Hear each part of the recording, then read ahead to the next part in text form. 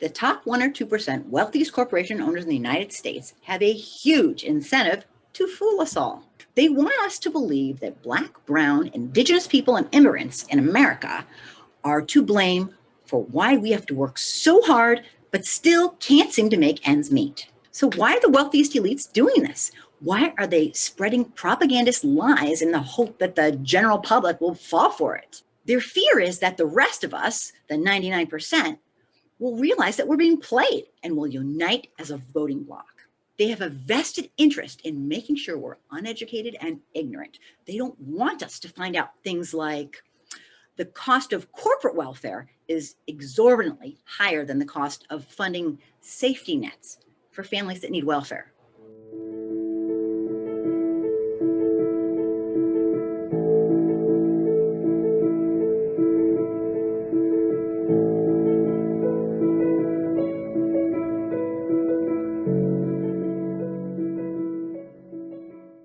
So how can groups that are historically marginalized and are still being oppressed today and who hold the least amount of wealth and power be to blame for the problems we're having in America?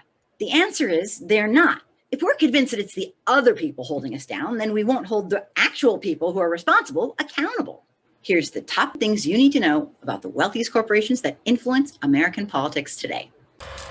Many of the wealthiest corporations in America don't pay federal taxes. According to a report from CNBC that looked at the first year since the Tax Cuts and Job Act of 2017 went into effect, the one that gave the wealthiest American corporation owners huge tax cuts. Nearly 100 companies in the Fortune 500 had an effective federal tax rate of 0%. This amounts to approximately $40.5 billion combined. According to the Washington Post, of those wealthy companies that actually did pay taxes, their tax rate was lowered to 21%. But in actuality, they found loopholes and overall paid 11.3%, much less than the average family did in 2017. But here's the catch. For companies that are paying 0% in federal taxes or paying an exorbitantly low rate compared to families, they're not doing anything wrong. It's not illegal. It's up to us, the citizens, to vote in politicians that think this is ridiculous and unfair. Would you want to pay more taxes if the law said you didn't have to? Citizens United. Citizens United is actually a short name for the law that was passed that overturns certain long-standing restrictions on political fundraising and spending. So for the first time in history, anyone or any group could spend unlimited amounts of money promoting a political candidate via super PACs. When this concept is expanded to grant constitutional rights originally meant for individual people, it can have an anti-democratic and socially destructive consequence.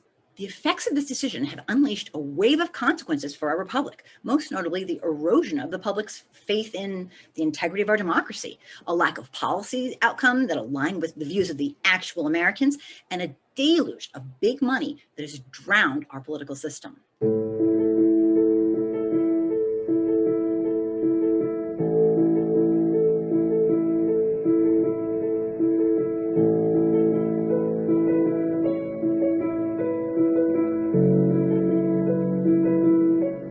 But corporations aren't people, they're businesses, and they have one goal in mind, and that's to make a profit. CEO salaries have accelerated exponentially. You've probably heard that the middle class is disappearing, and the split between the haves and the have-nots is growing much wider. But you may be shocked at just how much wider it is. Since 1970, rapidly growing CEO pay has exacerbated inequality in the United States. When CEOs are paid exorbitant incomes, this does increase high-level managers' pay, but the middle and the bottom of the wage distribution continues to be depressed or not enough for a full-time worker to rent a home in the United States and also have money left over to feed their family. What happens is these full-time employees end up needing to use the welfare system despite working 40 to 60 hours per week. We, the people, end up essentially paying to subsidize the average worker when their company refuses to pay a living wage. The top 1% of the wealthiest families in the United States have seen more income growth in recent decades than any other developed country in the world. The United States has the most uneven distribution of income and wealth out of any industrialized nation. And while income inequality is a fundamental component of the US capitalist economy, 61% of Americans think it's gone too far. Today, the top 1% earners in the United States account for 20% of our country's total income annually. Meanwhile, the lowest earning quarter of Americans account for just 3.7% of income every year. Did you know that since 2002, health insurance premiums have increased 97%, or 3 times faster than wages have? As a nation, the US spends more on healthcare than any other developed country, but we have worse outcomes. How is this even possible? The answer is quite simple. We have for-profit healthcare. Our system of healthcare in the United States has one goal, like all corporations, and that is to make a profit. The truth is, 75% of Americans don't have enough money saved to pay bills for 6 months or in case of a giant emergency. It's not a wonder that the #1 cause of bankruptcy today in America is medical bills. The fact is that the United States stands almost entirely alone among developed nations that lack universal health care. Even some developing nations have universal access to health care, like Saudi Arabia, Oman, Costa Rica, Kyrgyzstan, and Cuba. Since 1990, housing prices have risen 56%. Full-time minimum wage workers cannot afford a 2-bedroom rental anywhere in the US, and they cannot afford a 1-bedroom rental in 95% of the United States. Black Americans comprise 40% of the people who are experiencing homelessness in 2019, even though they're just 13% of the population. The typical price tag to pay for college has exploded by 450% in inflation-adjusted real dollars since 1982. College is expensive for many reasons, including a surge in demand. There's also been huge increases in the need for financial aid.